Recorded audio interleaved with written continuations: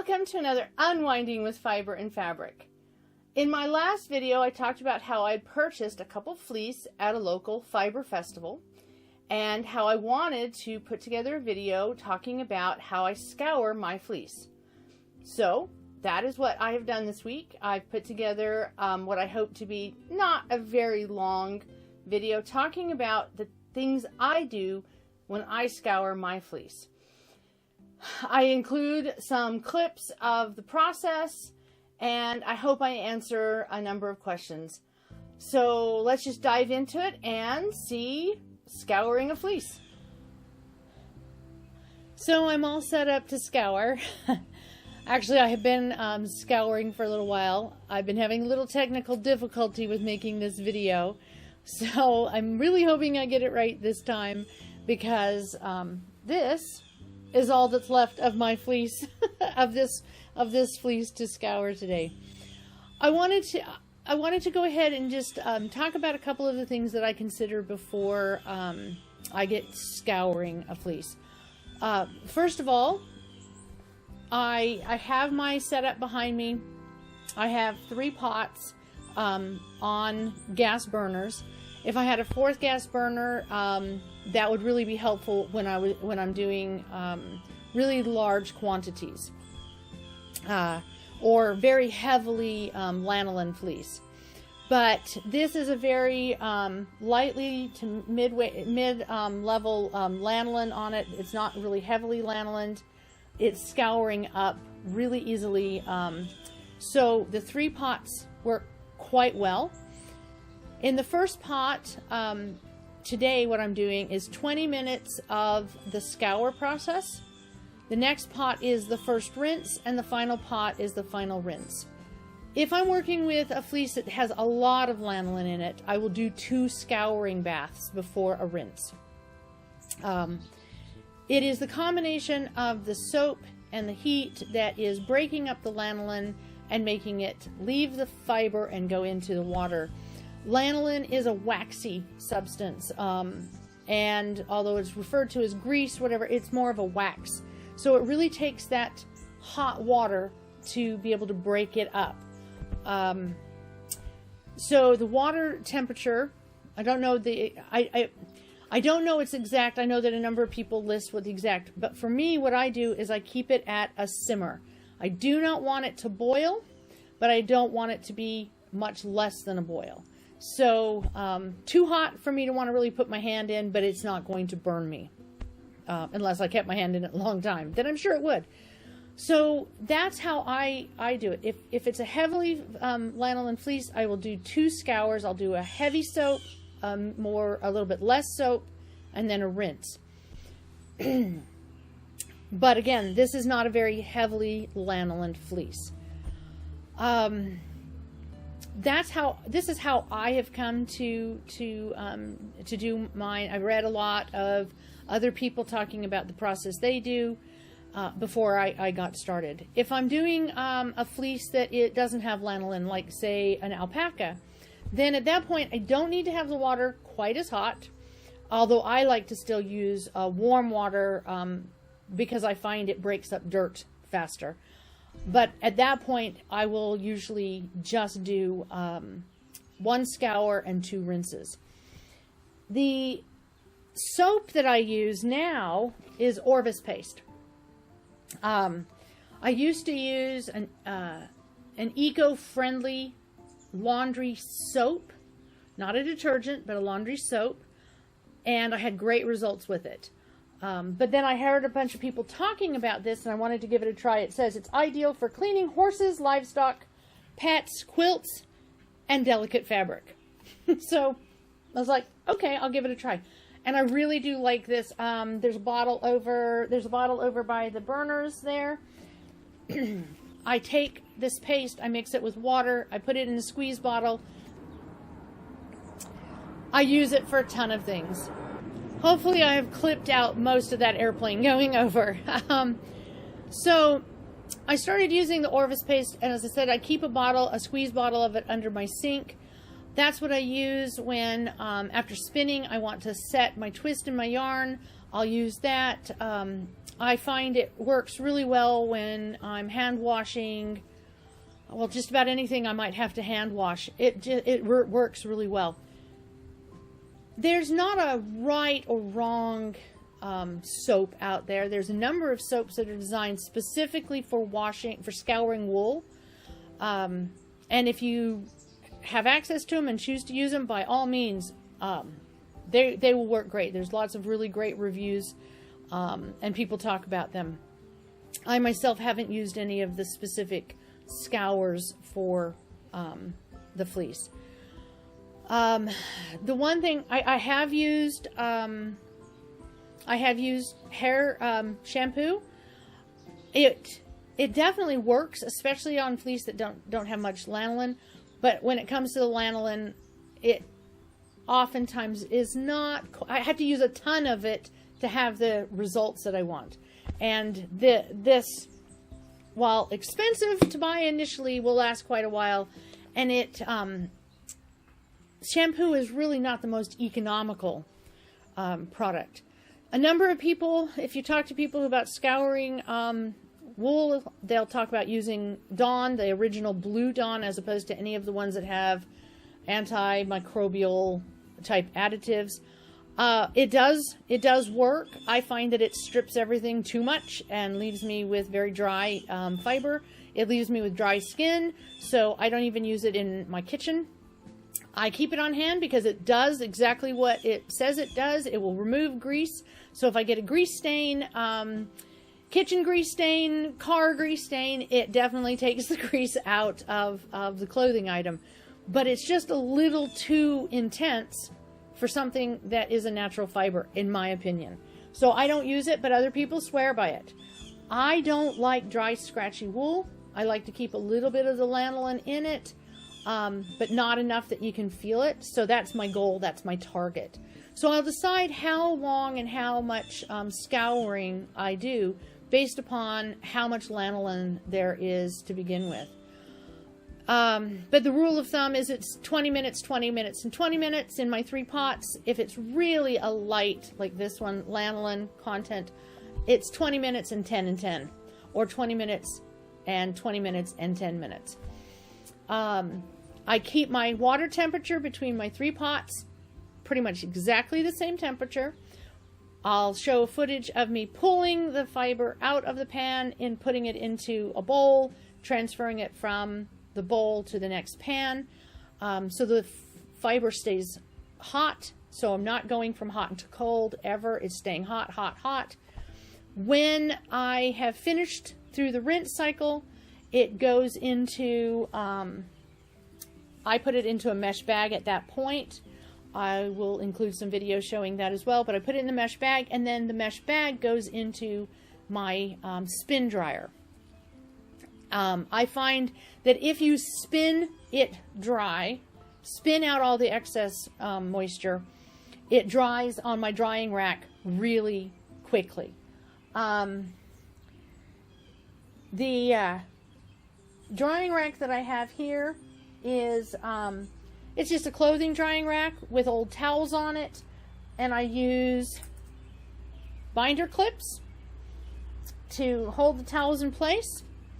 Set it on this. Because it's gone through the spin dryer, I can dry this in my living room. It doesn't drip. It dries quickly. Before I had my spin dryer, what I would do is take a whole bunch of old towels, and I would take the wet fiber and I would wrap it in the towel and press the excess moisture out of it, the excess water out of it, into the towel.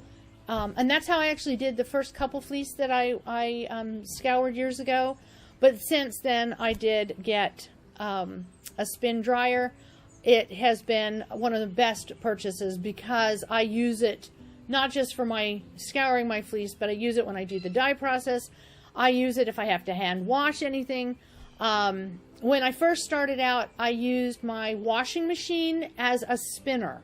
And you can, if you have the ability to use your washing machine on spin only, not a rinse and spin, but spin only, you can put the bags of fleece into the washing machine. if I'm using my washing machine, it's going to use more energy. It takes up, it definitely can hold more. So what I will do is I will scour the fleece, put it into a mesh bag, set the mesh bag into a metal bucket or something of that nature and set it aside. And then I'll spin 3 or 4 of these in the washing machine's spin cycle together. Because then it's a little more economical to use that much energy to do it. But since buying the spin dryer, that saves me time. It saves me walking back and forth to the washing machine. When I was in Colorado, it was really easy. I did everything at my kitchen stove, and my laundry room was just right off of where my stove was, so it wasn't hard to do it. But now my washing machine is downstairs, and I do all of my scouring out on the back porch. That would be a lot of up and down, a lot of back and forth, and leaving things unattended. So the spin dryer is just an amazing piece of equipment for me. If you don't have the ability to get a big spin dryer, your own washing machine does not have a spin-only cycle, you can always get a salad spinner and do small batches and get a little bit of the excess liquid out that way. A high velocity spin dryer, though, really sucks out the moisture. And right now, this that I did about 2 hours ago it's damp. It's still too damp to want to spin, but it is really close to being dry enough actually to spin. It should be dry by tomorrow. I'm hoping it's going to be dry by tomorrow so I can finish this video. So, I've covered the soap. I use tongs. I have a metal bowl to transfer from one pot to the next pot. And I have the mesh bags. Everything that I am using for this process is dedicated to my fiber and crafts process. My pans that I have over there are not the giant pans that you do for canning vegetables, etc., water bath canning. They're a bit smaller than that. I started out using the big canning pots, but they became a little too big for me to use comfortably, and so I moved to these smaller pots, which are, I think they're called corn boiling pots, or they're what you'd use at a crab boil out at the beach. They're a smaller size. So if you can do the big ones, do the big ones. But for me, the smaller ones work better because I can lift them easily by myself. I don't have to have anyone helping me carry the water around. The process of the scouring is really pretty simple. I start in the first one. It has a good amount of soap. The second one has either no soap or less soap, and the third one is always a rinse. When the first one gets really dark and opaque, I'll show a picture of that. When it gets really dark and opaque with the lanolin, I will take that pot and pour that into a 5-gallon bucket that will allow it to cool. I will then fill that pan up with fresh water. It will become my rinse, and everybody moves over one. And that way I'm getting the most use out of every bit of the water I'm using. It minimizes the water usage, but it also makes it easy for me to keep adding it to a 5-gallon bucket. And if I want to, if I have enough lanolin in the fleece, then the next day, as it's cooled in the bucket, I can go to it and skim off the lanolin off the top. The fleece I'm doing today is not, and the other fleece I have, neither one of them have enough lanolin for me to take the effort of trying to render off some lanolin for my own use. That is a process best done when you have a very heavily lanolin fleece and have many of them or multiple of them, so that you can really get a lot of lanolin. Because even a real greasy fleece isn't going to produce a huge amount of lanolin for you to use. When I've used some big, giant, greasy fleece, and I've done 2 or 3 or 4 or 5, I can get about a quarter cup of lanolin rendered off the process. So It is something that I've had fun doing. It is definitely doable, especially in this process of using, using the water multiple times and reserving it in a bucket. But the other reason why I take the hot used water and pour it into a bucket and let it cool is that it can now be, at that point, once it's cool, can be poured into my compost heap. If you have no other option but then to pour it down your drain, I really would recommend letting it cool completely, scraping off all the lanolin that rises to the top before putting it down your pipes. Lanolin is kind of like, just like you're told not to pour, if you've been cooking hamburger on the stove and you've got all that hamburger grease, you're told not to pour that down your drain because it can clog the drains and pipes, because as it cools, it becomes thick and goopy. And I think in one of the programs I watched, they call it, the sewage people call them fatbergs. You get icebergs of fat. And in this case, it would be lanolin.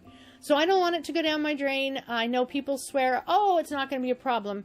But also people use Dawn, which breaks everything up into millions of little particles, and maybe it doesn't coagulate back together again. But if you don't have to put it down the drain, and you can use it in your garden, you can use it on your plants, because once I've gotten the lanolin out of it, if I want to use it, but once it's cooled liquid, it's fertilizer. You've got the lanolin, you've got the sheepy stuff in it, you've got the any poo that might have gotten through, whatever it, and the soap, not detergent, the soap isn't going to harm your stuff very much, especially with the diluted nature of it. So that's what I do. The water then gets used, it goes into the compost. I know that a lot of people get concerned if you are buying fleece or you don't know where the fleece are coming from, and the sheep have been dipped in a sheep dip. There might be extra chemicals. You may not want that around your compost or your food, but it shouldn't be something that's going to harm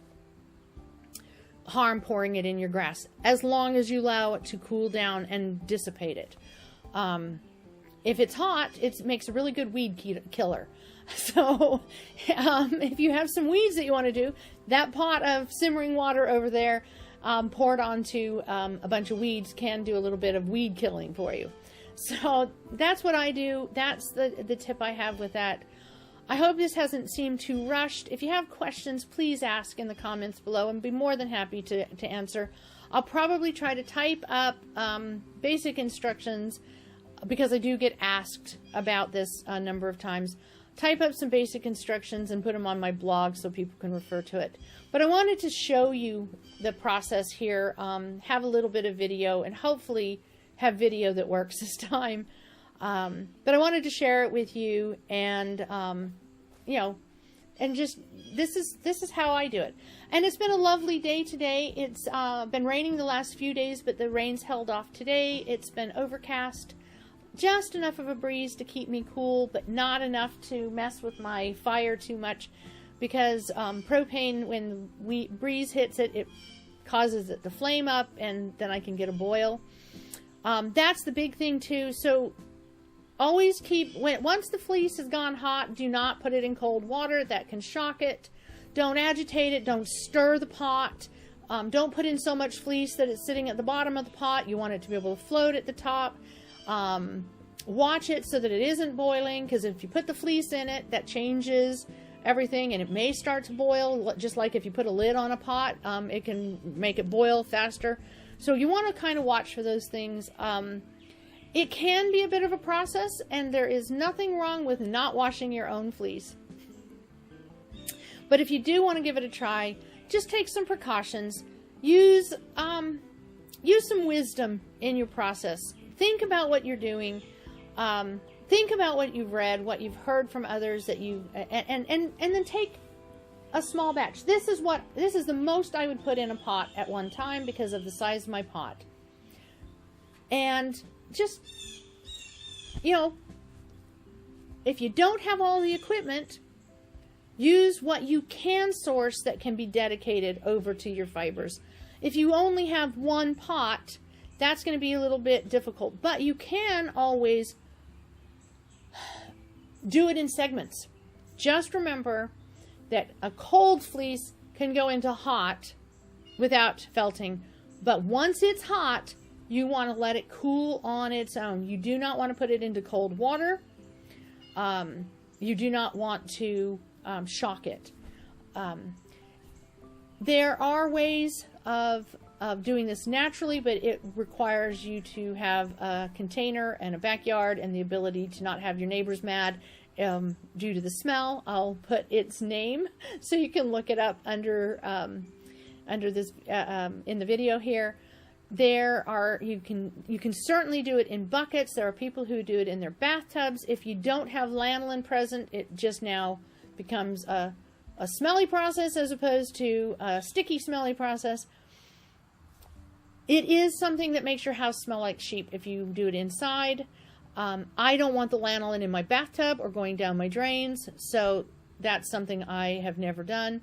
But it is something that I could fill a bucket with hot water, and this is key. Fill the vessel with hot water, then put the fleece in it, then pull the fleece out and put it into the next bucket with hot water.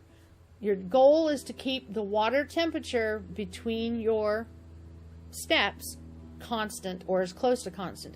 So if you're going to let it set for 20 minutes in this really hot bucket of water,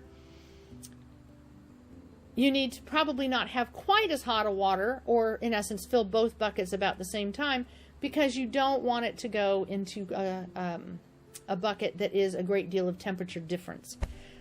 So, and again, everyone's going to have a little bit of a different take or tweak on how they do this. Every fleece is different. Some fleece, as people say, you stare at it funny and it will felt. Some fleece is pretty hard, and no matter how much you try to felt it, it doesn't want to felt.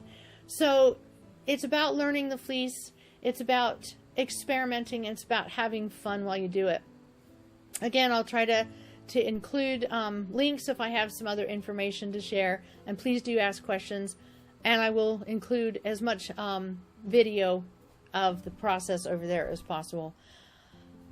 So I'll be back with you when the fiber is dry to wrap this up.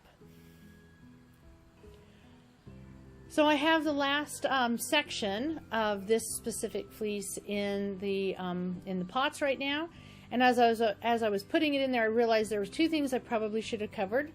One is answering the question that you might have: why don't I put the fleece directly in the mesh bag and then have it go through the scour? It's a preference that I have. I like the fleece to be able to freely float in the water. I'm not trying to keep the lock structure intact. I'm not trying to do anything fancy with it. I just want it scoured.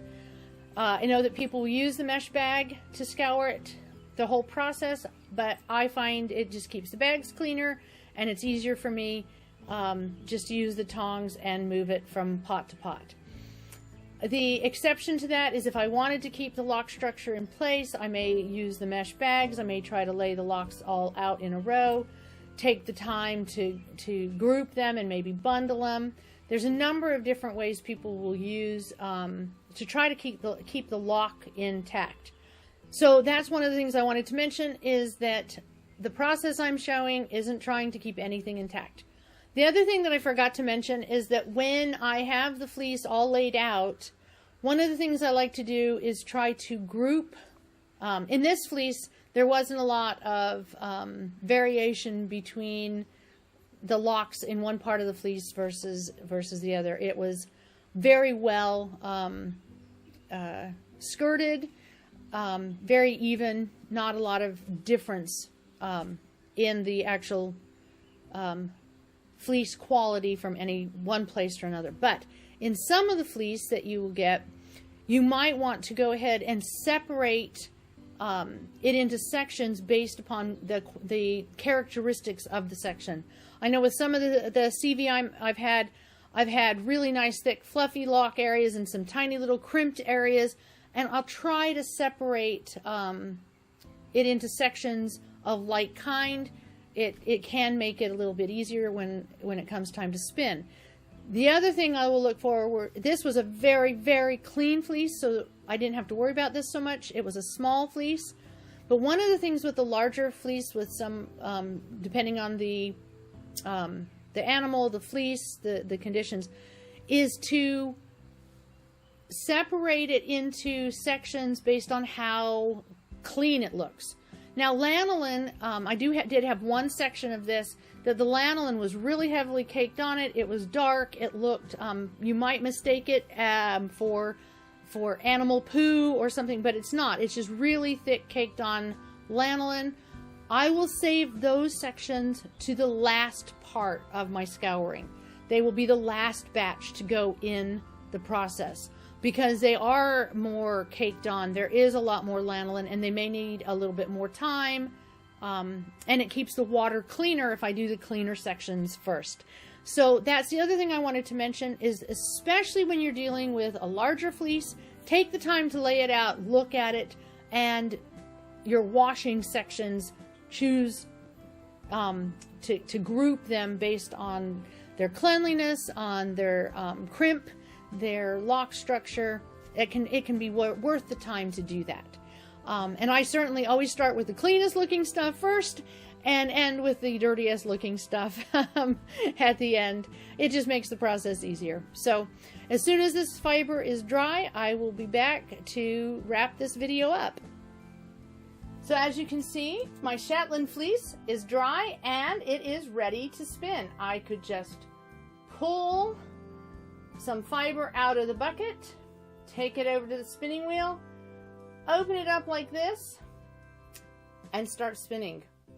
I'm really, again, really pleased with this fleece. It is, I think it's certainly a good example of how wonderfully soft and fine a Shetland fleece can be. I'm really looking forward to spinning it here in the next few weeks. It's probably going to be something that I do tackle during Tour de Fleece, which is now just slightly over a month away, and I am looking forward to that. I'm looking forward to some dedicated spinning time. I do have to say I anticipate when Tour de Fleece comes, because I can give myself permission to tune out a little bit of the world and just focus on some relaxing spinning. So I do believe this Shetland is going to be one of the fleece, one of the fibers I spin this year for Tour de Fleece. But I hope that the video that I've put together is you find it interesting, you find it a good starting point, or just an interesting comparison to maybe how you scour your fleece. As I said in the earlier part of the video, there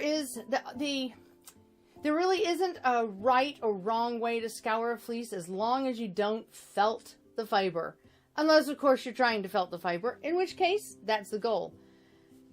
There's a lot of different tips and tricks and techniques that people will use, but they all are based upon very similar concepts. Identify the type of fiber that you're scouring, decide if there's lanolin or if there's not lanolin. One of the things I would say that if you're not worried about trying to keep the locks together, sometimes it doesn't hurt to actually open up the locks just a little bit before you put it in to scour it. Some of my more dense fleece, it could benefit from having it a little bit opened up before it goes in. And that's one of the things when I talk about less is best. I do like to leave a little bit of lanolin in my fleece. Once it's gotten to this point, if when I'm spinning it, I'm like, oh, that's just a little too much lanolin, or here's an area that didn't get enough, I will go ahead and open up the locks and do a light scour at that point. Because sometimes if it's a really clumped, dense lock structure, the lanolin just wants to stay in it in places. Otherwise, you know, I would just really lengthen my scouring time, have 2 scour baths and multiple rinses. All of that can definitely help remove the lanolin if that's what you're after. But I accomplished my goal. There's just a tiny hint of lanolin still in it. It smells clean. It smells fresh. And it's very spinnable. So that is my video on how I approach spinning a fleece. I hope that you are taking time to unwind with fiber and fabric, and that you're finding joy in the season. I know that the weather has been really all over the place, as is the case often in these transitional times of the year.